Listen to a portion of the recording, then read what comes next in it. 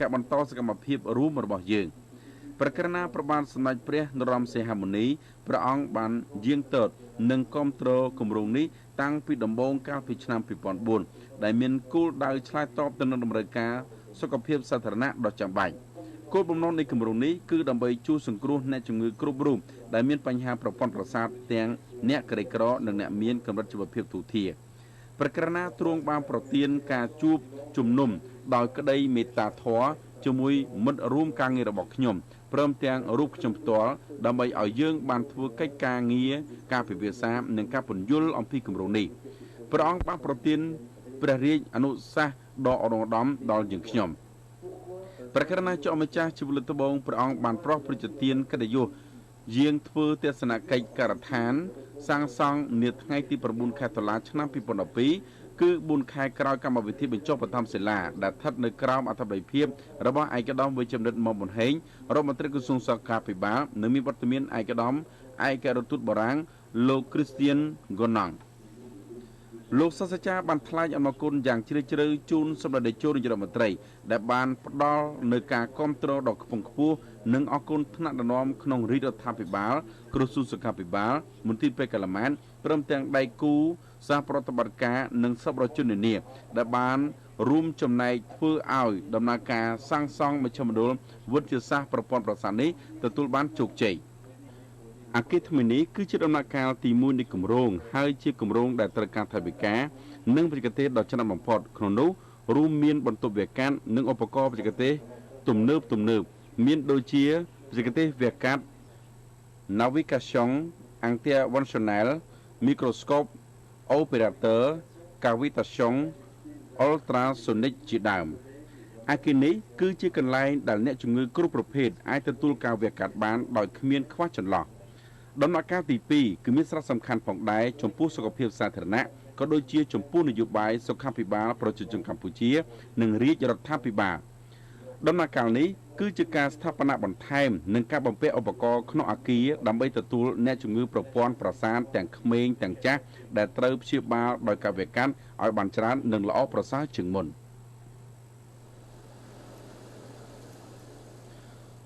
លោកស្ទូឌៀនប្រធានមន្ត្រី GE អាស៊ានបានទូលថ្វាយសន្ទរកថាសម្ដែងនៅសេចក្តីសំណររីករាយនិងកតញ្ញូតាធម៌ចំពោះថ្នាក់ដឹកនាំក្រសួងសុខាភិបាលនិងក្រុមការងាររបស់មន្ទីរពេទ្យកាឡាម៉ែនទាំងអស់ចំពោះការគ្រប់គ្រងនិងកិច្ចសហប្រតិបត្តិការជាមួយមន្ទីរ GE ក្នុងរយៈពេលប្រមាណឆ្នាំកន្លងមកនេះលោកប្រធានមន្ត្រី GE បានបន្តថាកម្មវិធីអភិវឌ្ឍវិស័យសុខាភិបាលជាសកលបានផ្ដល់ជូននូវឧបករណ៍បច្ចេកវិទ្យានិងការបណ្ដុះបណ្ដាលដើម្បីជួយបង្កើនគុណភាពនៃសេវាសុខាភិបាលនៅក្នុងប្រទេសកម្ពុជាប្រទេសឥណ្ឌូនេស៊ីនិងប្រទេសមីយ៉ាន់ម៉ានិងអនុវត្តដំណោះស្រាយសាមញ្ញនិងមាននិរន្តរភាពនៅក្នុងសហគមន៍ដើម្បីលើកស្ទួយសេវាសុខុមាលភាពនៅកម្ពុជាឲ្យបានកាន់តែល្អបន្ថែមទៀតកម្មវិធីនៅក្នុងតំបន់ទាំងនេះបានជួយកែលម្អសុខុមាលភាពនិងទារកលទ្ធភាពទទួលបានទឹកស្អាតបរិក្ខារពេទ្យនិងការថែទាំទូទៅតាមរយៈការផ្ដល់ការបណ្ដុះបណ្ដាលទូលំទូលាយដល់បុគ្គលិកសុខាភិបាលនៅក្នុងមូលដ្ឋាននៅក្នុងព្រះរាជាណាចក្រកម្ពុជាមូលនិធិ GE បានចាប់ផ្ដើមកម្មវិធីអភិវឌ្ឍសុខភាពជាសកលនៅឆ្នាំ2009ហើយតាមរយៈកិច្ចសហប្រតិបត្តិការដោយមិនអាចកាត់ថ្លៃបានជាមួយក្រសួងសុខាភិបាលមូលនិធិ GE នៅតែបន្តដើរតួនាទីយ៉ាងសំខាន់ក្នុងការលើកកម្ពស់ហេដ្ឋារចនាសម្ព័ន្ធសុខាភិបាលនៅតាមមន្ទីរពេទ្យនានាចំនួន31ក្នុងទូទាំង24ខេត្តក្រុងគុណលិទ្ធសំខាន់នៃកម្មវិធីមូលនិធិ GE គឺការជួយគាំទ្រនៅការបើកមជ្ឈមណ្ឌលវិទ្យាសាស្ត្រប្រព័ន្ធប្រសាទដំបូងគេនៅមន្ទីរពេទ្យកាឡាម៉ែន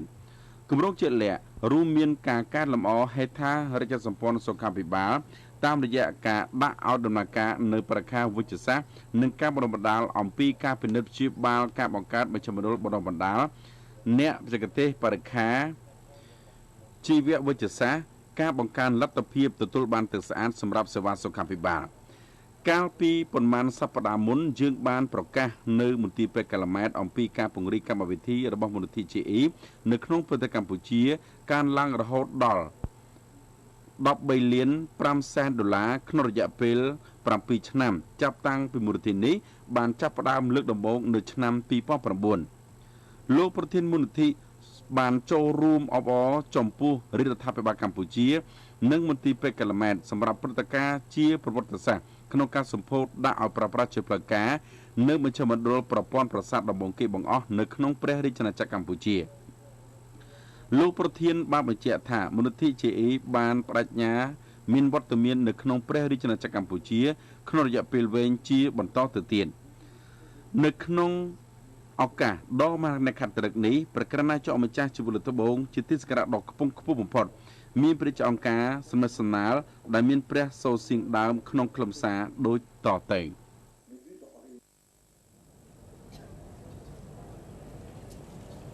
សម្ដេចអគ្គមហាសេនាបតីតេជោហ៊ុនសែននាយករដ្ឋមន្ត្រីនៃព្រះរាជាណាចក្រកម្ពុជាជាទីស្រឡាញ់រាប់អានដ៏ខ្ពង់ខ្ពស់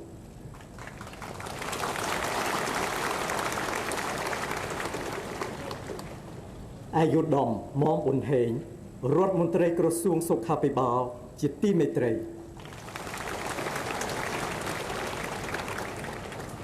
អាយុត្តមឯកអគ្គរដ្ឋទូតបារាំងប្រចាំព្រះរាជាណាចក្រកម្ពុជាជាទីមេត្រីអាយុត្តមលោកជំទាវ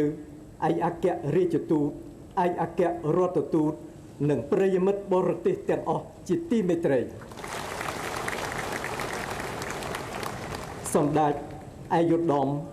លោកជំទាវលោកស្រីបងប្អូនជនរួមជាតិជាទីរាប់អានដ៏ជ្រាលជ្រៅខ្ញុំមានសេចក្តីសោមនស្សរីករាយដោយបានមកចូលរួមក្នុងពិធីសម្ពោធអគារ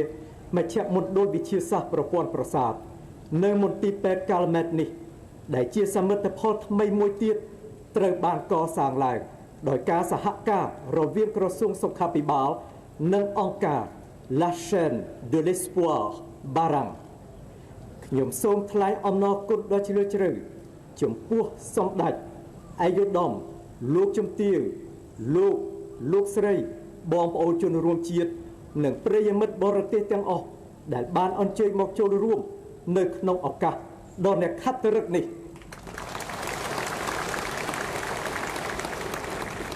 ជាបឋម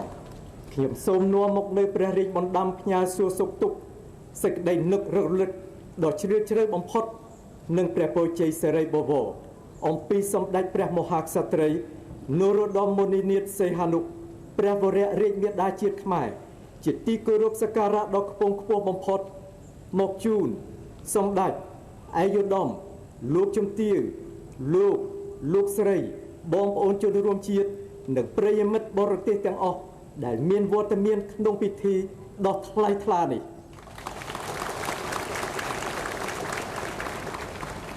ខ្ញុំសូមអរគុណចំពោះអាយុត្តមរដ្ឋមន្ត្រីក្រសួងសុខាភិបាលដែលបានថ្លែងសន្ទរកថាស្វាគមន៍យ៉ាងកក់ក្ដៅព្រមទាំងបានបង្ហាញអំពីការខិតខំប្រឹងប្រែងអភិវឌ្ឍវិស័យសុខាភិបាលលើកកម្ពស់សុខុមាលភាពរបស់ប្រជារាស្ត្រយើងនៅទូទាំងព្រះរាជាណាចក្រកម្ពុជាទៅតាមគោលនយោបាយនៃរាជរដ្ឋាភិបាលកម្ពុជា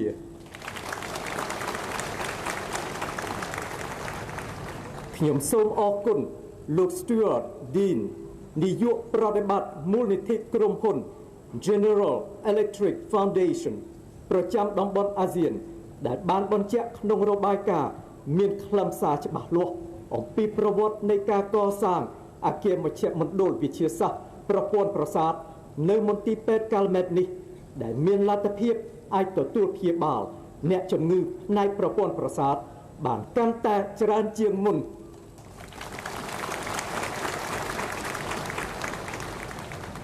ខ្ញុំសូមថ្លែងអំណរគុណលោកសាស្ត្រាចារ្យ François Xavier Roux តំណាងអង្គការ La Chaîne de l'Espoir បារាំងដែលបានខិតខំយកចិត្តទុកដាក់រួមសហការក្នុងការផ្ដួចផ្ដើមស្វែងរកជំនួយជាសម្ភារៈបរិក្ខារវិទ្យាសាស្ត្រនិងបណ្ដុះបណ្ដាលធនធានមនុស្សដើម្បីចូលរួមបង្កើតមជ្ឈមណ្ឌលវិទ្យាសាស្ត្រប្រព័ន្ធប្រសាទនេះឡើង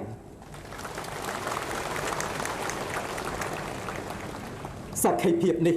បានបញ្ជាក់ឲ្យឃើញនៅទំហំនៃទឹកចិត្តមនុស្សធម៌សប្បុរសធម៌ដ៏ជ្រាលជ្រៅបំផុត របស់លោកសាស្ត្រាចារ្យព្រមទាំងសប្បុរសជនជាតិអន្តរជាតិផ្សេងទៀតចំពោះប្រជារាស្ត្រកម្ពុជាយើងដែលកំពុងមានការខ្វះខាតច្រើនលើសេវាកម្មសុខភាពផ្នែកប្រព័ន្ធប្រសាទទន្ទឹមនឹងនេះដែរខ្ញុំសូមអរគុណនិងកោតសរសើរចំពោះ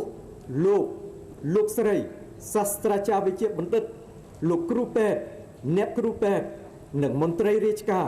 បុគ្គលិកបម្រើការងារទាំងអស់នៅមន្ទីរពេទ្យកាល់ម៉ែតដែលបានយកចិត្តទុកដាក់ក្នុងមនោសញ្ចេតនាស្រឡាញ់រាប់អានអ្នកជំងឺនិងបានខិតខំបំពេញភារកិច្ចបានល្អប្រសើរជួយសង្គ្រោះអ្នកជំងឺច្រើនលានអ្នកឲ្យបានជាសះស្បើយដែលជាការជំរុញអភិវឌ្ឍវិស័យធនធានមនុស្សសម្រាប់កសាងសង្គមជាតិទៅអនាគត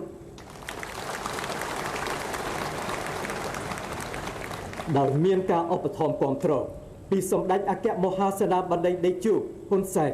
នាយករដ្ឋមន្ត្រីនៃព្រះរាជាណាចក្រកម្ពុជានិងសម្ដេចគតិព្រឹទ្ធបណ្ឌិតប៊ុនរ៉ានីហ៊ុនសែនជានិច្ចកាលតែងតែយកចិត្តទុកដាក់និងគិតគូរជាអាទិភាពវិស័យសុខាភិបាលមានការអភិវឌ្ឍរីកចម្រើនឡើងជាលំដាប់សក្ខីភាពនេះបានបញ្ជាក់ឲ្យឃើញនៅទំហំនៃសន្តានចិត្តមនុស្សធម៌សប្បុរសធម៌ដ៏ជ្រាលជ្រៅបំផុតរបស់សម្ដេចជួយឲ្យវិស័យសុខាភិបាលនេះអភិវឌ្ឍតាមលក្ខណៈទំនើបដោយប្រទេសជឿនលឿនលើសកលលោកផងដែរកាលពីថ្ងៃ9ខែតុលាឆ្នាំ2012ខ្ញុំបានមកចូលរួមពិនិត្យការដ្ឋានសាងសង់អគារមជ្ឈមណ្ឌលវិទ្យាសាស្ត្រប្រព័ន្ធប្រសាទនេះម្ដងរួចហើយនៅពេលនេះខ្ញុំមកចូលរួមក្នុងពិធីសម្ពោធបើកឲ្យប្រើប្រាស់ជាផ្លូវការអគារមជ្ឈមណ្ឌលវិទ្យាសាស្ត្រប្រព័ន្ធប្រសាទនៅមន្ទីរពេទ្យកាល់ម៉ែតនៅចំពោះមុខនេះដែលរៀបចំឡើងដោយក្រសួងសុខាភិបាលមន្ទីរពេទ្យកាល់ម៉ែតនិងអង្គការ La Chaîne de l'Espoir បារាំង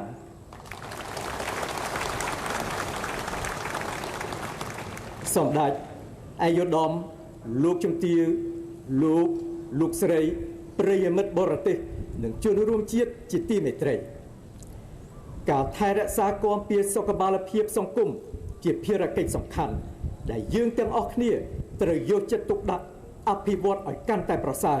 សម្ដៅថែរក្សាការពារ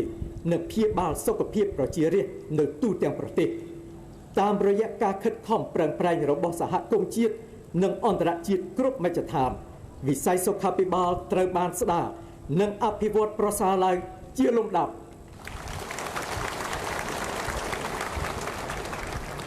ព្រះករុណាព្រះនរោត្តមសីហនុព្រះករុណាព្រះបរមរតនកោដ្ឋ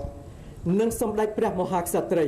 ព្រះវរៈរាជមាតាជាតិខ្មែរជាទីគោរពសក្ការៈដ៏ខ្ពង់ខ្ពស់បំផុតព្រះអង្គតែងតែប្រោសប្រទានការលើកទឹកចិត្តដល់ការថែរក្សាសុខភាពរបស់ប្រជានុរាស្ត្រជាកូនចៅទួតរបស់ព្រះអង្គដើម្បីរួមចំណែកជាមួយសកម្មភាពរបស់រាជរដ្ឋាភិបាលកម្ពុជាព្រះអង្គបានប្រោសព្រះរាជបឋមព្រះរាជទ្រព្យកសាងមន្ទីរពេទ្យនិងមណ្ឌលសុខភាពនៅតាមទីជនបទផ្សេងៗជាច្រើននៅទូទាំងព្រះរាជាណាចក្រកម្ពុជា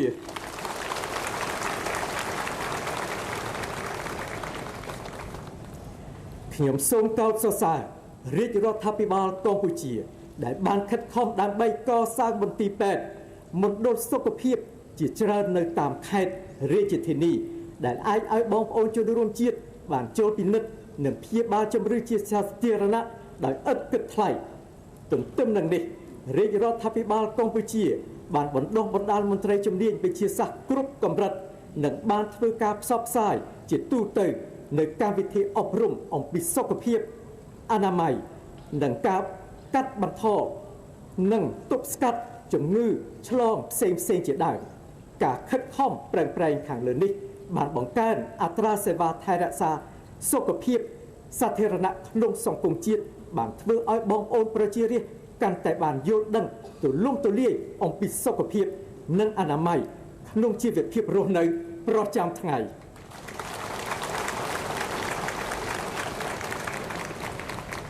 នៅក្នុងឱកាសនេះដែរខ្ញុំសូមថ្លែងអំណរគុណដ៏ជ្រាលជ្រៅ ចំពោះសម្ដេចអគ្គមហាសេនាបតីតេជោហ៊ុនសែននាយករដ្ឋមន្ត្រីនៃព្រះរាជាណាចក្រកម្ពុជាដែលបានជួយឧបត្ថម្ភថវិកាច្រើនលានដុល្លារសហរដ្ឋអាមេរិកនិងបានបង្កលក្ខណៈគ្រប់បែបយ៉ាងដល់អង្គការ La Chaîne de l'Espoir បារាំងកសាងអគារមជ្ឈមណ្ឌលវិទ្យាសាស្ត្រប្រព័ន្ធប្រសាទនៅមន្ទីរពេទ្យកាល់ម៉ែតនេះសម្រាប់ជួយសម្រាលសេចក្តីទុក្ខលំបាករបស់ប្រជារាស្ត្រកម្ពុជានិងជាការអភិវឌ្ឍផ្នែកវិស័យសុខាភិបាលផងដែរខ្ញុំសូមអរគុណចំពោះឯកឧត្តមរដ្ឋមន្ត្រីក្រសួងសុខាភិបាលនិងសហការីឯកឧត្តមអភិបាលរាជធានីភ្នំពេញនិងអាជ្ញាធរគ្រប់លំដាប់ថ្នាក់ដែលបានយកចិត្តទុកដាក់ជួយសម្រួលដល់សកម្មភាពក្នុងការកសាងអគារមជ្ឈមណ្ឌលវិទ្យាសាស្ត្រប្រព័ន្ធប្រសាទនេះខ្ញុំសូមអរគុណលោកសាស្ត្រាចារ្យ François Xavier Roux តំណាងអង្គការ La Chaîne de l'Espoir បារាំងដែលមានទឹកចិត្តសប្បុរសធម៌មនុស្សធម៌ជួយកសាងអគារមជ្ឈមណ្ឌលវិទ្យាសាស្ត្រប្រព័ន្ធប្រសាទដ៏ធំនៅកម្ពុជាមានបំពាក់សម្ភារៈបរិក្ខារទំនើបនិងមានលទ្ធភាពទទួលព្យាបាលអ្នកជំងឺបានច្រើនម៉ឺននាក់នៅក្នុងថ្ងៃដ៏នេក្ខត្តរឹកនេះខ្ញុំសូមអបអរសាទរពិធីសម្ពោធអគារមជ្ឈមណ្ឌលវិទ្យាសាស្ត្រប្រព័ន្ធប្រសាទនៅមន្ទីរពេទ្យកាល់ម៉ែតនេះនិងសូមប្រសិទ្ធពរឲ្យមជ្ឈមណ្ឌលខាងលើនេះមានដំណើរការប្រកបដោយជោគជ័យនិងទទួលបានការឧបត្ថម្ភគាំទ្រខ្លាំងក្លាបន្ថែមទៀតពីគ្រប់មជ្ឈដ្ឋានជាតិនិងអន្តរជាតិនៅក្នុងឱកាសនេះខ្ញុំសូមចូលរួមវិភាគទានព្រះរាជទ្រព្យចំនួន 10,000 សហរដ្ឋអាមេរិកដើម្បីទ្រទ្រង់ដល់សកម្មភាពមជ្ឈមណ្ឌលវិទ្យាសាស្ត្រប្រព័ន្ធប្រសាទនេះជាទីបញ្ចប់ខ្ញុំសូមជូនពរសម្ដេចឯកឧត្តមលោកជំទាវលោកស្រីប្រិយមិត្តបរទេសនិងបងប្អូនជនរួមជាតិទាំងអស់សូមបានប្រកបតែនឹងព្រះពុទ្ធពរទាំង4ប្រការកុំបីឃ្លាតឃ្លាតឡើយ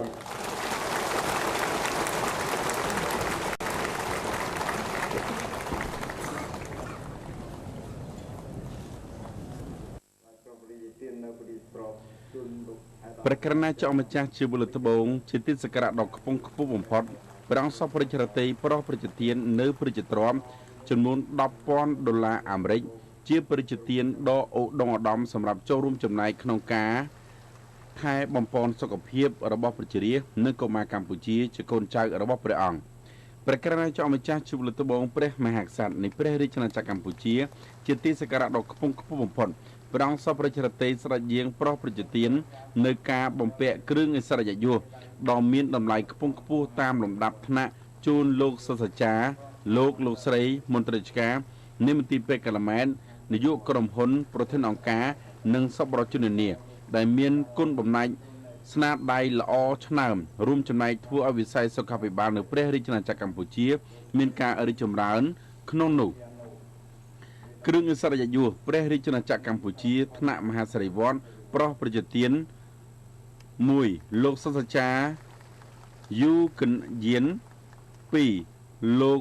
ស្តូអាតឌៀនគ្រឿងឥស្សរិយយសមនីសរភ័ណ្ឌថ្នាក់មហាសិរីវ័ត្រប្រោះប្រជាទាន1លោកសាស្ត្រាចារ្យ François Xavier Roux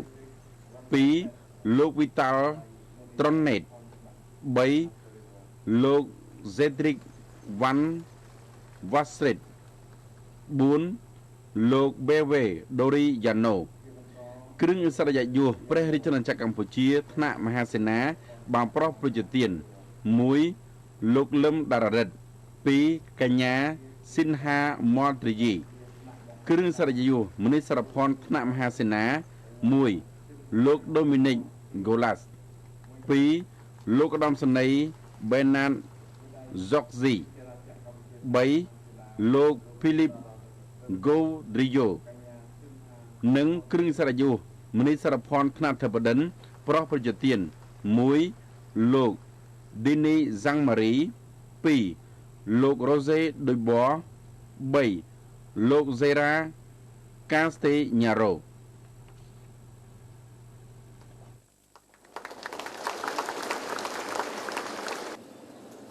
មេដាយមនីសារពន្ធថ្នាក់មហន្តរាជំនួសលោកលេខកូឡាលោកដំណៃបាត់ម៉ាត់កោស៊ីលោកហ្វីលីបហ្គូពីយ៉ូមេដាយមនីសារពន្ធថ្នាក់មហន្តរាសូមអរគុណមេដាយមនីសារពន្ធថ្នាក់មហន្តរាលោកដំណៃកូឡាលោកដំណៃបាត់ម៉ាត់កោស៊ីលោកហ្វីលីបហ្គូពីយ៉ូ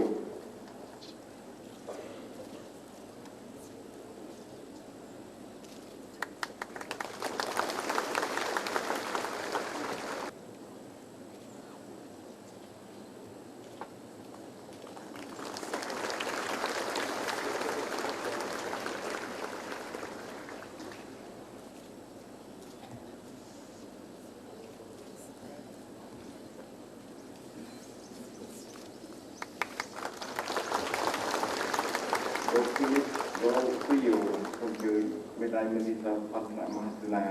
ហើយទីចុងក្រោយគឺមេដាយមនីសារពន្ធថ្នាក់សព្វដិនជូតលោកដេនីកាម៉ារីលោកអូរ៉ាសេរីបនលោកសេរ៉ាកាសេញ៉ារ៉ូ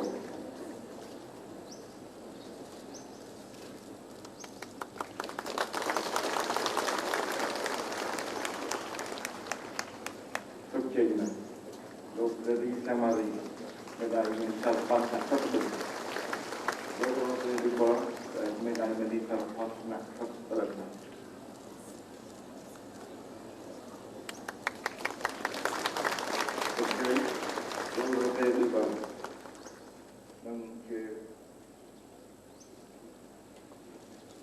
លោកសេរ៉ាកាសេញ៉ារ៉ូគឺមេដាយមនីសារពន្ធថ្នាក់សព្វដិន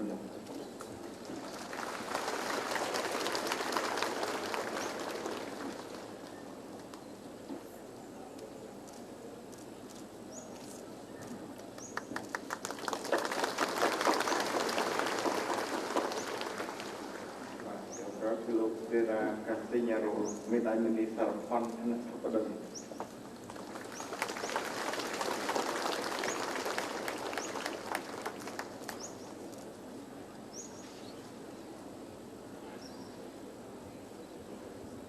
ជាបន្តទៅទៀតប្រកាសឡើងជាអង្គចាស់ជួយលើកភូមិជាទីគោរពសក្ការៈដល់ពូពូផុតដែលបង្ហាញរូបបង្ហាញដោយសម្ដេចព្រះហាសនាបតីរាជយុទ្ធរដ្ឋមន្ត្រីសម្ដេចជាវាវាំងនិងអាយដាមលោកជំទាវនិងអញ្ជើញជាព្រះរាជធិបតីគឺដល់មកមកពីដែលអបអរដល់ដល់ជំនុំដំណើរយើងប្រកាសដល់មកប្រកាសឡើងតាមជាទីលើកភូមិជាទីគោរពសក្ការៈដល់ពូពូផុតរូបបង្ហាញដោយសម្ដេចព្រះហាសនាបតីរាជយុទ្ធតាមនយោបាយរដ្ឋមន្ត្រីនៃប្រទេសជានៅសហគមន៍ជានិងអ៊ីស្រាអែលចំពោះប្រទេសរបស់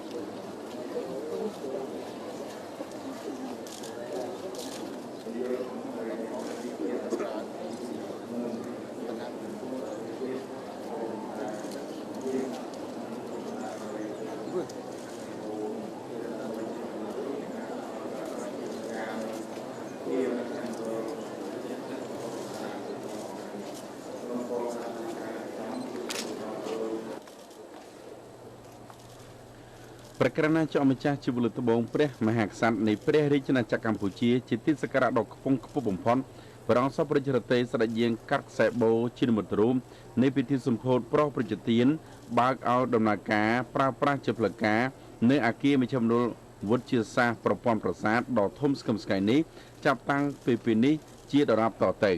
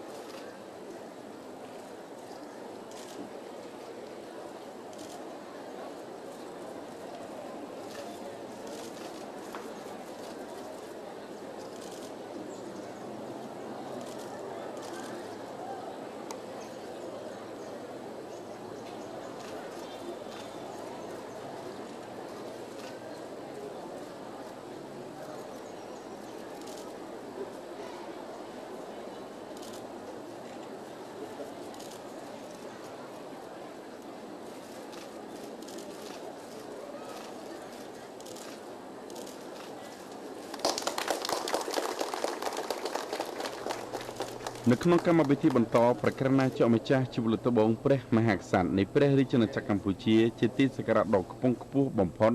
រួមដង្ហែដល់សម្ដេចអគ្គមហាសេនាបតីតេជោហ៊ុនសែននាយករដ្ឋមន្ត្រីនៃព្រះរាជាណាចក្រកម្ពុជា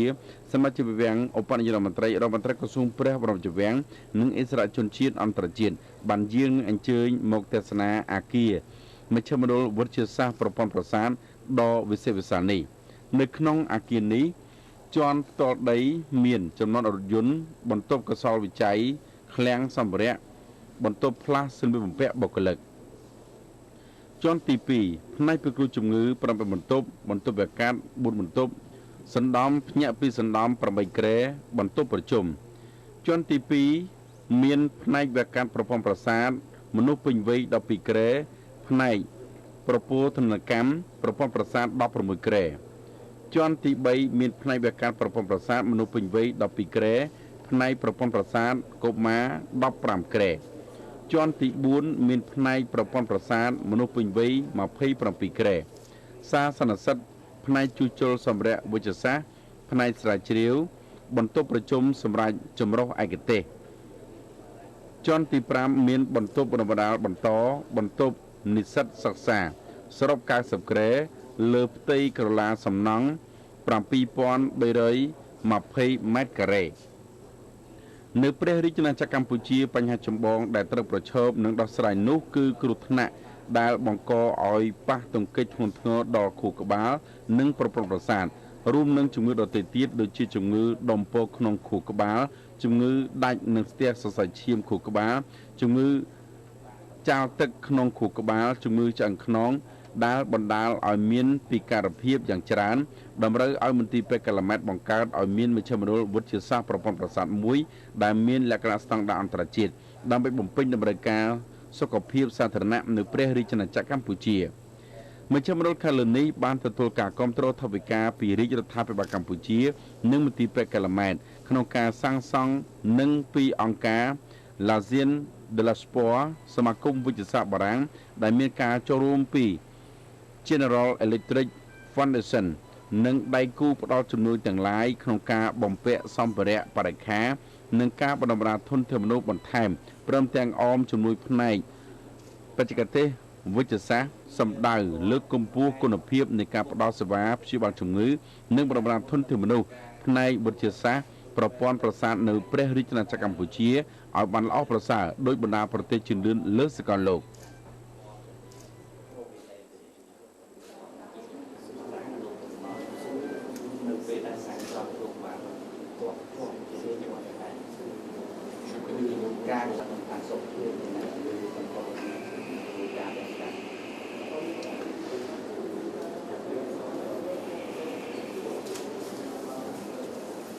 លោកសេត្រិកនិងលេឡាវ៉ាឡាស្តេនេះបានអបអរនៅសម្ភារៈសម្រាប់លោកទាំងពីរជាដំបូងដំណាក់កាលទី1នេះដែលមានឧបករណ៍ទំនើបជាច្រើនមានមីក្រូស្កូបអូពេរ៉ាទ័រសេស្កាត់ដោយមីក្រូស្កូបឧបករណ៍សម្រាប់ងាប់មេរោគដែលដាក់នៅក្នុងបន្ទប់បំផុតមេរោគនៅខាងក្រោយនោះដោយប្រើការហើយតែខាងនេះក្នុងស្វាទូខ្ញុំសូមពិចារណាថាតែតោ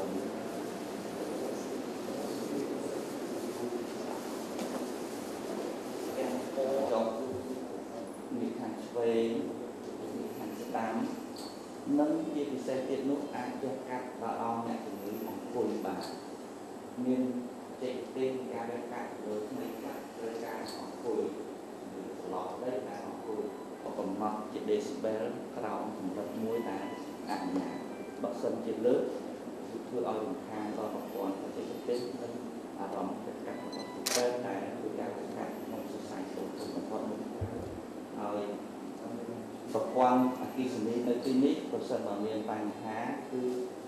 អតិសម្ភារៈទាំងអស់នៅដំណើរការដោយមានប្រព័ន្ធលើងសពួរអុយបាទទីបាទបានលោកជាបាទបានតែបងបានតែ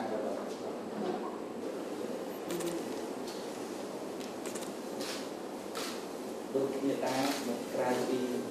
ឧបករណ៍តនឧបករណ៍ដកដង្ហើមដាក់បាក់ដូចបន្ទុកទី1គឺមាន CAM ដែលជាសម្រាប់ neuro radio interventional គឺគុំសុំសេចក្ដីសញ្ញាជូនខាងវិធីដល់មួយដើម្បីធ្វើការផ្សាយទេ Français. Bonjour. Le système de neuronalisation ici présent est une sorte de GPS pour le cerveau. Il permet au neurochirurgien et à son équipe de réduire la taille de l'incision faite. Je vais montrer simplement comment ça marche.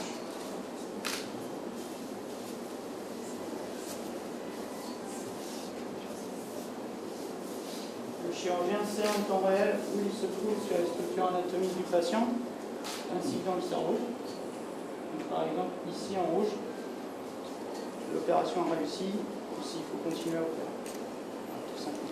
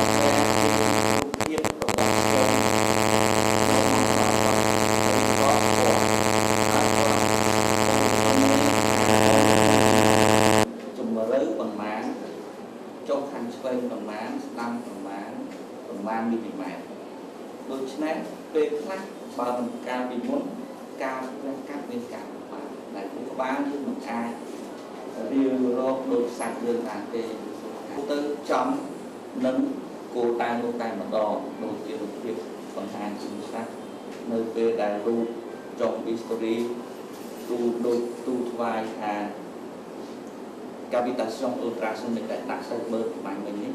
ដាក់ទៅចុះទៅបើដល់ដុំហ្នឹងដល់បង្ហាញថាដល់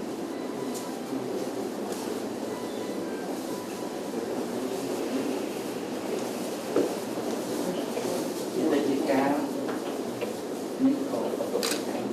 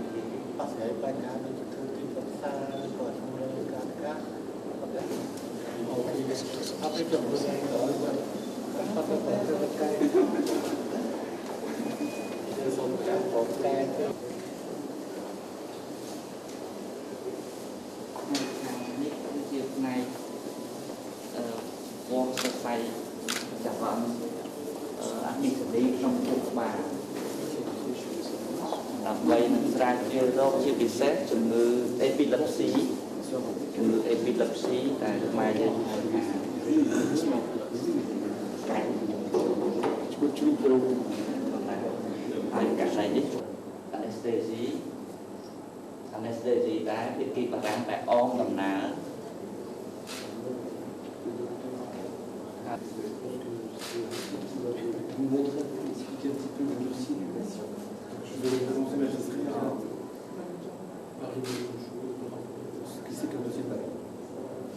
Je vais vous présenter Majesté dont il va bénéficier à l'hôpital.